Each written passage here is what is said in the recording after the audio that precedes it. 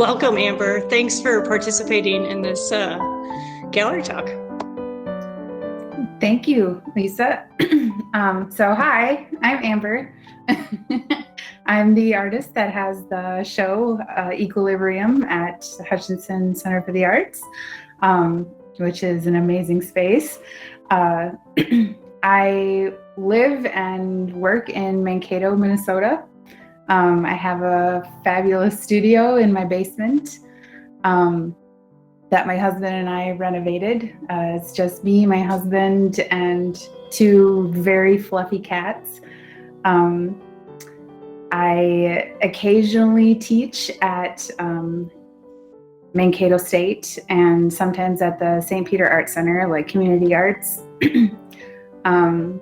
I currently not teaching, but I basically am a full-time working artist now. I do commissions and the ink paintings that are at the gallery.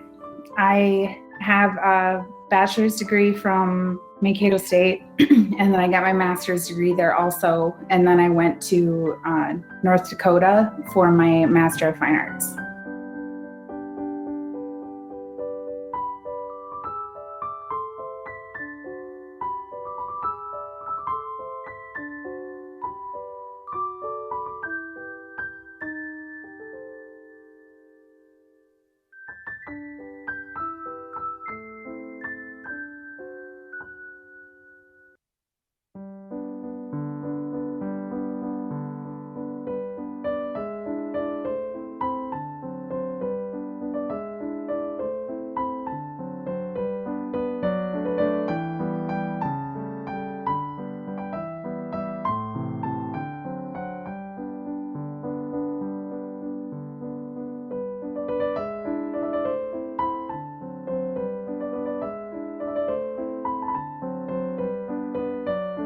Yupo paper is a synthetic paper. It's made of polypropylene and it has basically no texture on it. It's a completely non-porous surface. It's almost basically kind of like plastic. So the surface is completely smooth. So I paint, the paintings in the gallery here for the show are all done with ink, which is, just like ink you would use for like India ink, like out of a pen kind of thing, acrylic ink. But when you pour that on the surface of the Yupo paper, it basically it's like a glass-like surface. It's not gonna absorb into the paper.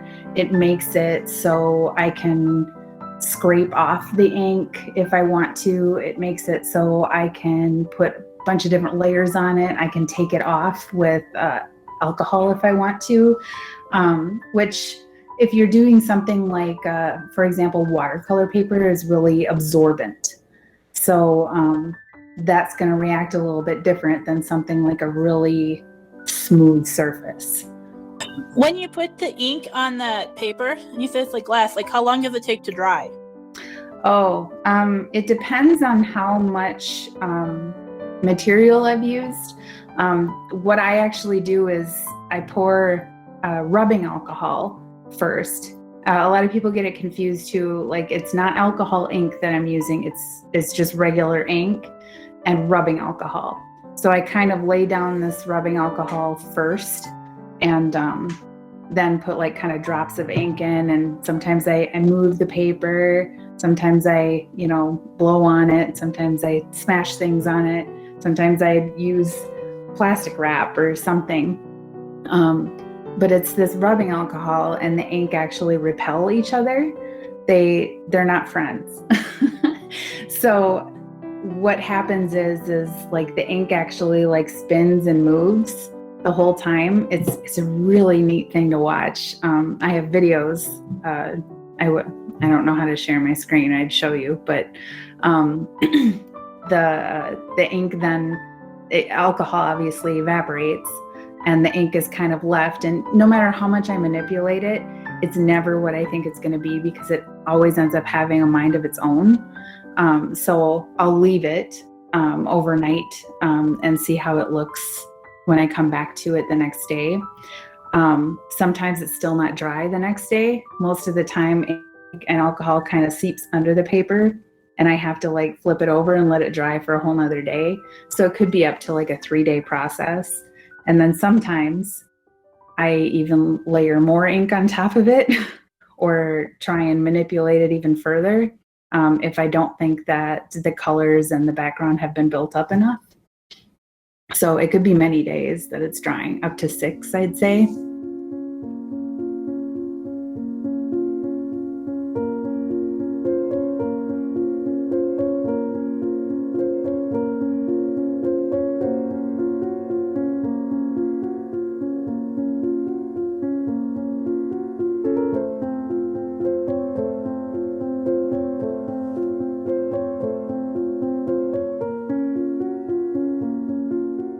These paintings kind of came about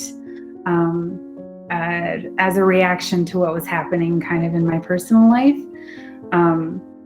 I guess I can talk about my past work at this point because it kind of ties into it and why that happens. My past work, the past 2 series that I had done were about basically death. It was a really heavy subject matter. I had watched both of my grandparents pass away, and it was a very difficult process. And I had done so much research on like symbolism having to do with death, symbolism having to do with the specific subject matter that I was using. And they were all oil paintings, and they had taken so much time. I think the last series I did, I called it the Faith series, and I think there was 10 paintings total, and it took 4 years. And when I started doing these ink paintings, it was kind of a reaction to that. I had dialed everything in so tight and so perfect that I just needed to make a mess and make something that was a little bit more simple and a little bit more relatable and not so heavy. So I started just kind of pouring things. I use straws to blow the ink around. I smash things into the paper to kind of make explosions. I make a huge mess. I have to lay down a bunch of plastic. And then I have a tendency to kind of, I really like really meticulous things. So it's kind of almost like a meditative process. I lay down the ink, I make a huge mess, and it kind of creates these environments. And it's a process that's very similar to like, you know, when you're a kid, you lay in the grass, you look at images that you find in the clouds. And it's kind of the same type of thing that I'm doing here. I look at the mess of ink that I've made and see what environment I've created and kind of find what lives there.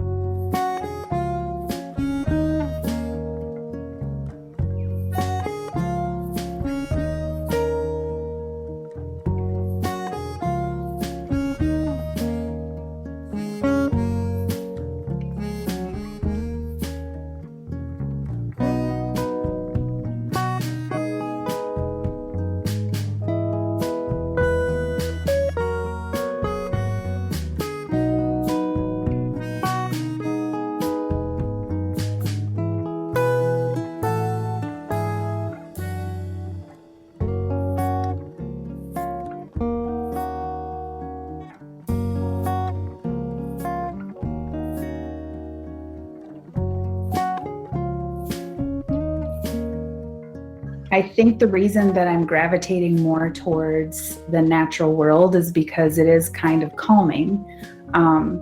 If you think about going for a walk or sitting out in the park or something like that and just relaxing, I think that's how the natural elements came about. And I'm not opposed to if the environment of the ink happens and somehow pipes come out of it, that's what happens. I've had some weird ones, like someone mentioned the caterpillar with the book. I don't know. I just couldn't stop seeing the caterpillar. And then I got this idea that he'd be reading a book about like a how-to book about becoming a butterfly. And I thought it was funny. So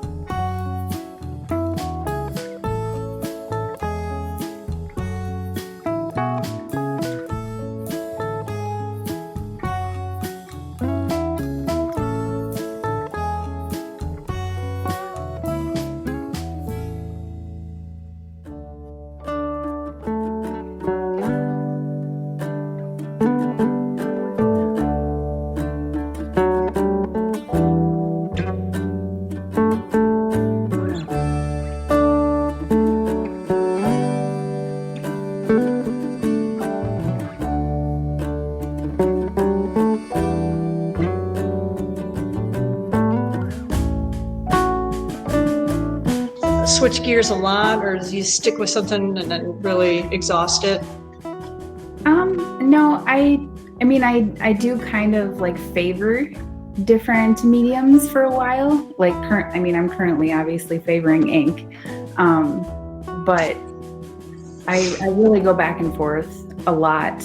So like my main work might be in ink, but I'm still working with, I just did a bunch of graphite drawings because I missed drawing with pencils. There was a while there where I was really into pastels, so I did nothing but kind of pastel paintings, and I don't use them a whole lot anymore, but I still have fun when I use them. So I think I'm just gonna keep going. If it's making me happy, I'm gonna keep doing it until it doesn't make me happy anymore.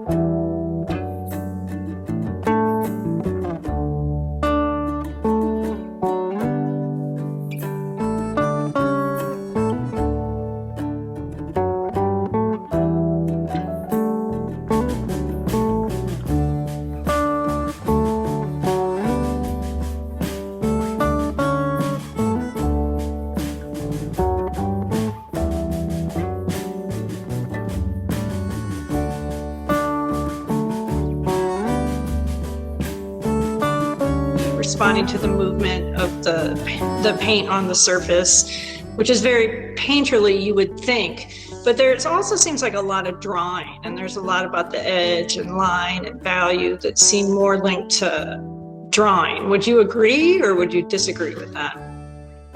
I could see how someone would think that. When I'm making them, I don't feel that way. For years, during my undergrad and actually part of my master's, all my professors always told me, like, you shouldn't be a painter. You should be a drawing major because you paint like you're drawing. So I actually really worked at trying to figure out what the difference between that was. And for me, it became, the reason I think they always said that is because I was concerned with the edges and the line. But now I've changed it. So like when I'm talking to my students, I always tell them to look for, when you're drawing, you're looking for line. When you're painting, you're looking for blobs. Yeah. When I'm painting these ink paintings, I'm not really doing any line. There's no like outline that I make initially. I'm still painting the blobs, if that makes sense. When you say whether someone's a painter or a drawer, I think you can be both, but I think that I probably have a little bit of, I'm going to use the word trauma, but it's probably not the right word. Trauma from my years of schooling, of being told that I'm a drawer, not a painter, that I think it was more of like a defiant thing. Like, oh yeah, I'll show you. Well, the better you draw, the better you are at painting, I think. And I think that's a skill that people often want to skip past because they don't, or it's a skill that people think that you either have it or you don't. That it's not a skill that can be learned. Like you can learn to play the piano, you can learn to draw. I mean, you might not be right? You're not going to be a classic pianist, but you can learn to play the piano to some extent in the same way you can learn to draw. It's definitely a skill that is learned with practice. So I always feel like you can kind of tell when painters have skipped over the education of drawing. Right, I think so too.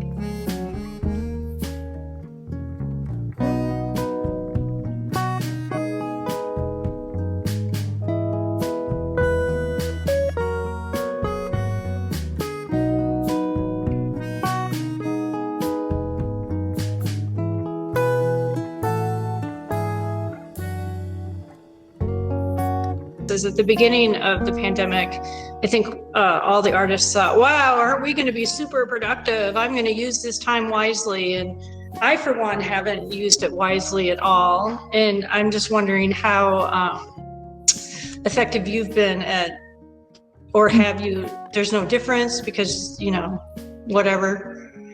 Has it been harder or easier? I was already kind of working from home before the pandemic happened. The only really big change for me is actually financial. So you can't really do art fairs, and that was a big part of like my income and my teaching. I can't do any teaching whatsoever. So that kind of all stopped. I was also giving private lessons. That can't happen. So unless they are comfortable with Zoom, which most of them aren't. So that's been the biggest problem for me.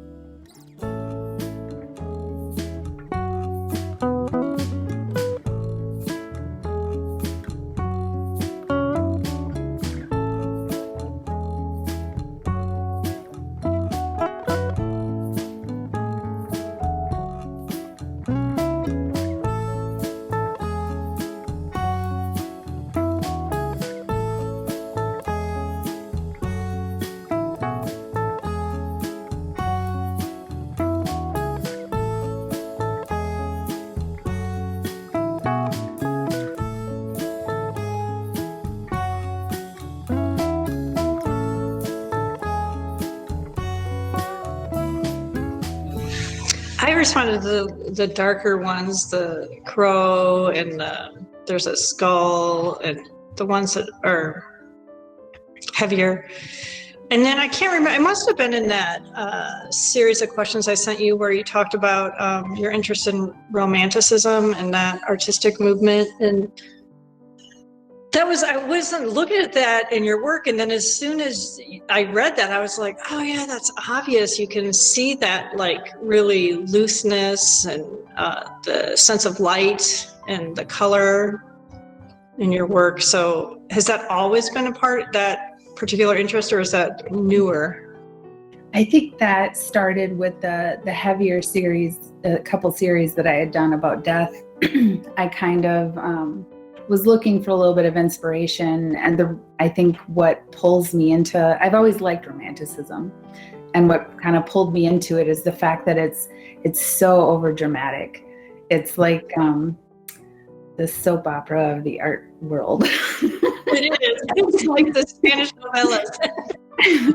So it's got like, really high contrast, really, dramatic figures in it. It's got this really intense story half the time. Sometimes they're grotesque. I think I just love the really high drama of it.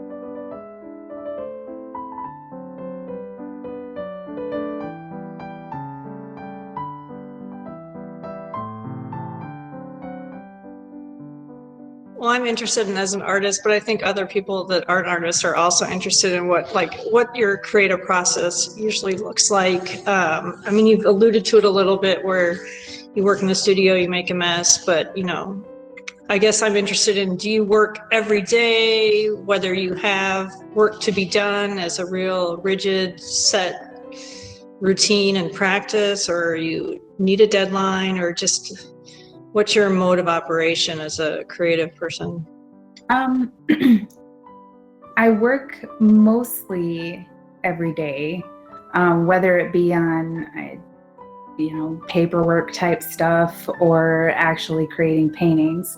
I usually have at least 4 projects going at once to account for like dry times and stuff like that. I currently have a big giant oil painting for a commission going. I have an acrylic big painting going for a commission. I have about 20 different ink paintings ready to go, ready for me to research. And I spent the entire day researching yesterday, like staring at these ink paintings, trying to figure out what to put into it. I think actually right behind me, I refurbished a statue. So I have various things going at once. So it just kind of depends on where everything sits as to which thing I'm going to work on. And honestly, a lot of the time goes into paperwork type stuff.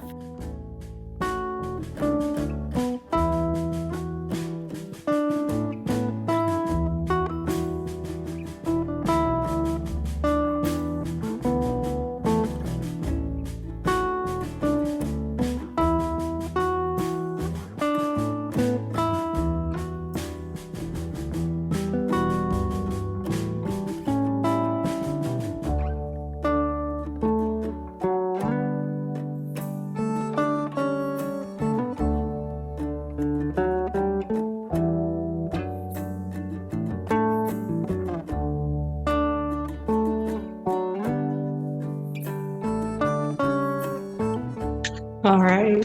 Well, again, I want to thank everybody, and thanks, Amber. And I'm going to let you guys sign off. And thank you, everybody. yeah.